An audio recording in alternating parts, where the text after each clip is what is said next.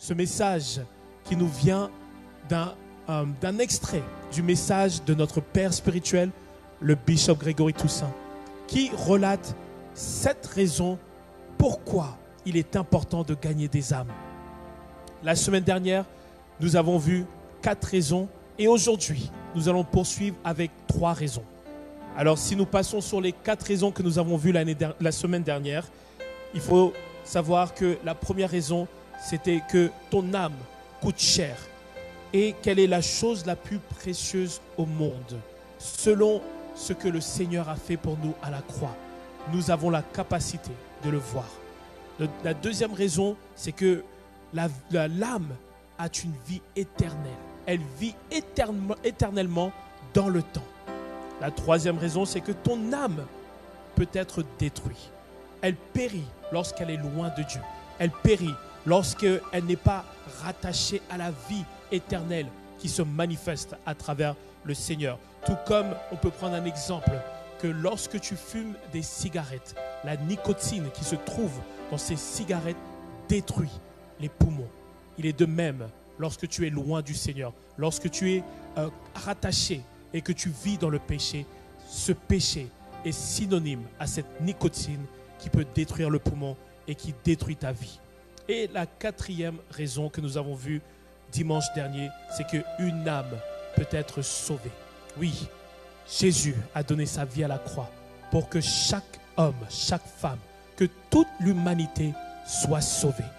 Alors, nous poursuivons avec 3 autres raisons. Pourquoi il est important de gagner des âmes? Et nous nous appuyons sur la parole qui nous a été donnée dans Proverbes 11, verset 30. Le fruit du juste est un arbre de vie, et celui qui gagne des âmes est sage. Ici, nous parlons d'une sagesse qui relate une intelligence divine. Une intelligence qui ne parle pas des choses de ce monde. Ce n'est pas une intelligence académique, mais c'est une intelligence de la vie. Une intelligence de ce à quoi le Seigneur veut que nous focalisons notre vie et notre entendement sur cette sagesse, cette intelligence qui est de gagner des âmes. Alors, bien-aimé, toi qui es là, prépare-toi pour ces 3 autres raisons. Et la première raison pourquoi il est important de gagner des âmes, c'est que toute âme a une destination éternelle. Il n'y a que 2 destinations pour l'âme. Soit elle va au ciel, ou soit elle va en enfer. Et nous savons que certaines religions parlent de d'autres destinations. Mais nous voulons nous focaliser sur ce que la Bible nous enseigne. Et la Bible nous enseigne qu'il n'y a que 2 destinations. Soit tu vas en haut, ou soit tu vas en bas. Soit tu vas au ciel, ou soit tu vas en bas, dans l'enfer. La Bible nous parle de 2 hommes qui relatent ces 2 destinations. Le premier, c'est l'homme pauvre qui s'appelle Lazare. Et le deuxième, c'est cet homme riche. Et dans Luc 16, verset 22, il est dit « Le pauvre mourut, et il fut porté par les anges dans le sein d'Abraham. » Cet homme pauvre qui est Lazare, il est mort. Et nous apprenons qu'il fut porté dans le sein d'Abraham, qui est un autre nom pour le ciel. Et le sein d'Abraham, ça représente à côté d'Abraham. Plus loin, nous voyons que dans le verset 23, il nous parle de l'homme riche. Et il est dit que dans le séjour des morts, il leva les yeux. Et tandis qu'il était en proie au tourment, il vit de loin Abraham et Lazare dans son sein. Et nous voyons que, à travers ce verset, que l'homme riche qui était en enfer, ou on peut aussi appeler le séjour des morts ou l'étang de feu, que cet homme qui est parti dans ce lieu était déjà en souffrance. Et dans ce lieu de souffrance, il faut savoir qu'il attend le jugement dernier. Car le jugement final n'est pas encore prononcé. Mais il faut savoir qu'une âme est importante parce que chaque personne que tu rencontres, chaque personne que tu vois, chaque personne que, avec qui tu vis au quotidien, ils ont tous une âme. Et que cette âme a une destination. Nous pouvons voir, par exemple, si on avait des yeux spirituels pour voir. Tout comme tu achètes un billet d'avion pour aller vers une destination. Il est de même pour ton âme. Ton âme, c'est comme ce billet d'avion. Et ce billet d'avion, peut-être que tu l'achètes pour aller dans une destination quelconque. Peut-être que tu vas aller en Guyane française. Peut-être que tu vas aller en Chine ou en Afrique. Ton âme a une destination. Et si on pouvait voir à travers ses yeux spirituels, encore une fois, ton âme aurait sur-dessus inscrit une destination. Alors, il faut savoir que lorsque quelqu'un quitte cette terre, elle va vers une destination finale. Mais chaque personne qui part parce qu'ils sont morts, chaque personne qui va vers le ciel ou vers l'enfer, il faut savoir que dans cette direction, il n'y a pas de marche arrière. Que lorsque cette personne prend cette destination, il n'y a pas de chemin de retour. De même, dans la vie de tous les jours, naturellement, lorsque tu prends un avion et que ton avion lève sa roue pour aller vers la destination, lorsque l'avion commence à plonger ses ailes vers le ciel, si tu te rends compte que tu es allé dans la mauvaise direction, si tu te rends compte que la destination dans laquelle tu voulais aller n'est pas celle que tu avais choisie, que ce n'est pas celle qui était inscrite sur ton billet, tu ne peux pas faire marche arrière. Tu ne peux pas demander au pilote de faire demi-tour. C'est de même lorsque tu es mort. C'est une destination finale. Alors, nous voulons vraiment que chaque personne comprenne que dès que l'âme quitte le corps, la destination est scellée. Et j'aimerais faire un appel pour toutes les personnes qui sont sous le son de ma voix. Toi qui n'as jamais donné ta vie au Seigneur, toi qui n'as jamais eu cette occasion de prendre une décision, de marcher avec le Seigneur, j'aimerais t'inciter aujourd'hui de prendre cette décision. Car cette décision te permet d'écrire sur ce billet, sur ton âme, cette destination qui t'est réservée lorsque tu acceptes la vie sur la terre. Et je te donnerai à la fin de ce message l'occasion de prendre cette décision. Mais la question que nous devons nous poser, c'est où iront les âmes autour de moi si elles mouraient aujourd'hui? C'est une réflexion importante que chacun doit avoir. Car il est temps pour nous de nous réveiller. Il est temps pour nous de comprendre que nous ne pouvons pas juste voir des corps, mais que nous devons voir les âmes qui sont autour de nous. La deuxième raison pourquoi il est important de gagner des âmes, c'est que l'âme a une telle valeur que Dieu a établi des bergers pour en prendre soin. Oui, Jésus est venu. Et lorsqu'il est venu et lorsqu'il est mort à la croix, il a tellement trouvé que ton âme avait de la valeur qu'il a laissé des bergers, qu'il a établi des pasteurs pour prendre soin de ton âme. Hébreux 13, verset 17 nous dit: obéissez à vos conducteurs et ayez pour eux de la déférence, car ils veillent sur vos âmes comme devant en rendre compte. Ces pasteurs, ces bergers qui ont été établis, ils sont semblables à des ministres. Comme on peut le voir dans différents pays, il y a des ministres qui sont mis en place. Ministre de l'agriculture pour veiller sur l'agriculture d'un pays. Ministre de l'enseignement pour veiller sur l'éducation des enfants. Ministre des finances pour veiller sur les finances et l'argent du pays. Il est de même pour nous qui sommes des croyants, nous qui sommes en Christ. Dieu a établi des bergers. Dieu a mis en place des ministres spirituels, qui veille à l'âme, qui veille à ce que ton âme soit soignée, qui veille à ce que ton âme puisse continuer à grandir, que ton âme puisse avoir une croissance, que ton âme soit rattachée à la vie qui est en Jésus-Christ.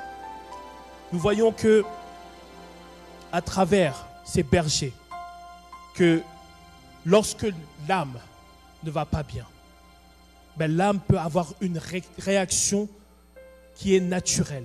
De la même manière que le corps peut avoir une réaction naturelle, l'âme et le corps sont similaires à ce niveau. Par exemple, ton corps, si tu passes quelques jours sans te laver, si tu fais du sport tous les jours et tu ne te laves pas, tu vas dans la salle de sport 2 jours, 3 jours, 4 jours, 5 jours et tu te ne laves pas. Le 5e jour où tu iras dans la salle de sport, crois-moi que tout le monde va s'écarter de toi parce que l'odeur que tu vas dégager ne sentira pas bon. C'est de même ton âme. Ton âme peut dégager une odeur qui peut être, par exemple, l'amertume, la colère, la tristesse, la confusion. Alors, il faut savoir que le job du pasteur, c'est vraiment de veiller sur l'âme.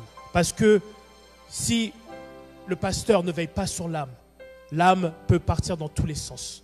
L'âme peut commencer à se sentir comme quelque chose qui part dans la mort. Et ce n'est pas ce que nous voulons. Alors c'est une raison pourquoi il est important pour que des hommes et des femmes, des bergers, puissent être mis en place, positionnés pour accompagner les âmes vers la vie. Le 3e point, alors j'ai dit, le premier point, c'était que chaque âme a une destination éternelle. Le 2e point, c'est que l'âme a une telle valeur que Dieu a établi des bergers pour en prendre soin. Et le 3e point que nous allons évoquer aujourd'hui, c'est qu'une âme peut être redemandée à tout moment. Dans la parole de Dieu, elle nous parle d'un homme riche, un homme qui avait une telle richesse qu'au quotidien, il voulait juste élargir ses greniers pour pouvoir accumuler plus de richesses. Et tous les jours, il se disait comment je vais faire pour continuer à élargir mes greniers. Et pendant qu'il faisait ce travail-là, il se disait qu'il va le faire et il va remplir ses espaces. Et lorsqu'il a fini d'élargir ses greniers, qu'il dira à son âme de se reposer. Mais le Seigneur lui a fait une réponse. Dans Luc 12, verset 20, il est dit « insensé ». C'est Dieu qui lui parle. Dieu lui dit « insensé, cette nuit même, ton âme te sera redemandée. Et ce que tu as préparé, pour qui cela sera-t-il? À qui servira toutes ces richesses? Lorsque tu es sur la terre, tu as la capacité de prendre la bonne décision, de te donner aux choses de la vie. Lorsque tu es sur la terre, tu as encore la possibilité de prendre la bonne décision et de t'assurer que sur ton âme soit écrit la destination qui t'emmène vers le ciel. Mais lorsque tu es perdu, focalisé sur toute autre chose que la vie, tu deviens un insensé. Et cet homme qui, dans ce verset, travaillait au quotidien pour élargir ses greniers, il s'est perdu dans ces choses et il ne savait pas que son âme pouvait être redemandée. Il ne savait pas que le jour viendra, un jour viendra où son âme sera réclamée. Mais nous ne connaissons pas le jour ou l'heure. Nous ne savons pas quand le Seigneur reviendra. Mais la chose que nous devons savoir, c'est que nous devons nous réveiller grâce à ce verset. Parce que lorsque ce moment viendra, il viendra à n'importe moment. Et celui qui donne l'âme pourra la réclamer. Et si l'avion arrive, si l'avion de la vie arrive, seras-tu prêt? Cet homme riche, il ne savait ni l'heure, ni le temps que son âme allait être réclamée ce jour. Il faut savoir que tu as des collègues de travail, tu as des amis, tu as des proches tu as des personnes que tu as rencontrées, que tu rencontres au quotidien. Où iront ces âmes? Lorsque tu les vois, est-ce que tu vois la personne qui est devant toi ou est-ce que tu vois son âme? Car l'âme est précieuse. Le Seigneur l'a dit que le prix de l'âme est un prix qui est tellement cher qu'il a donné son Fils unique. Dieu le Père a envoyé son Fils unique parce que le prix de ton âme est un prix inestimable. Nous ne pouvons pas estimer la valeur d'une âme. La valeur d'une âme vaut plus que toutes les richesses du monde. D'ailleurs, dans la parole de Dieu, il est dit, à quoi sert-il à un homme de gagner tout le monde s'il perd son âme? S'il perd son âme. Gagner tout le monde, ici, relate le fait d'avoir toutes les richesses du monde. Ça veut dire tous ceux qui sont des milliardaires. Les Jeff Bezos, les LeBron James, les Michael Jordan, qui ont des milliards et des milliards. Toutes ces personnes, tous ces artistes qui ont des milliards, ces gens célèbres, lorsqu'ils quitteront cette terre, lorsque leurs yeux se fermeront et que leur âme quittera leur corps, ils ne pourront pas partir avec ces richesses. Toutes ces richesses, toutes ces choses partiront. Toutes ces choses, ils ont des limites. Mais ce qui n'a pas de limite, c'est ton âme. Car ton âme est éternelle. Alors, toi qui es là et qui te rends compte que ton âme a un prix inestimable, que quelqu'un est venu au monde, que quelqu'un s'est donné, qu'une vie a été donnée, un sacrifice a été fait, parce que ton âme coûte cher, parce que ton âme est éternelle. Il est temps pour toi de prendre une décision. Et cette décision, elle doit être liée à une décision consciente. Elle doit être une décision que tu prends parce que tu veux changer la trajectoire de ton âme, parce que tu veux changer ce qui est inscrit sur ton âme, la destination finale. Quelle sera cette destination finale? Aujourd'hui, j'aimerais te poser cette question. La vraie richesse, ce n'est pas d'amasser des richesses, mais la vraie richesse, c'est les âmes qui sont gagnées. Lorsque nous irons auprès du Père, lorsque nous arriverons devant lui, la récompense que nous allons gagner, c'est cette couronne de gloire. Cette couronne qui va nous donner parce que nous avons gagné des âmes. Car toutes ces âmes que tu as gagnées, toutes ces âmes que tu lui as emportées, tu les verras dans le ciel. Tu verras ces personnes. Et le Seigneur sera si fier qu'il va te récompenser avec cette couronne de gloire. Alors les milliards, ils resteront sur la terre. Les expériences resteront sur la terre. Les diplômes que tu as amassés, ils resteront sur la terre. La seule chose que tu ne pourras pas faire lorsque tu es dans le ciel, c'est de gagner des âmes. C'est maintenant que nous devons gagner des âmes. C'est maintenant que nous devons faire l'œuvre du Seigneur. C'est maintenant que nous devons nous appliquer à permettre à ce que des âmes puissent être gagnées. Car ces âmes vivront éternellement auprès du Seigneur.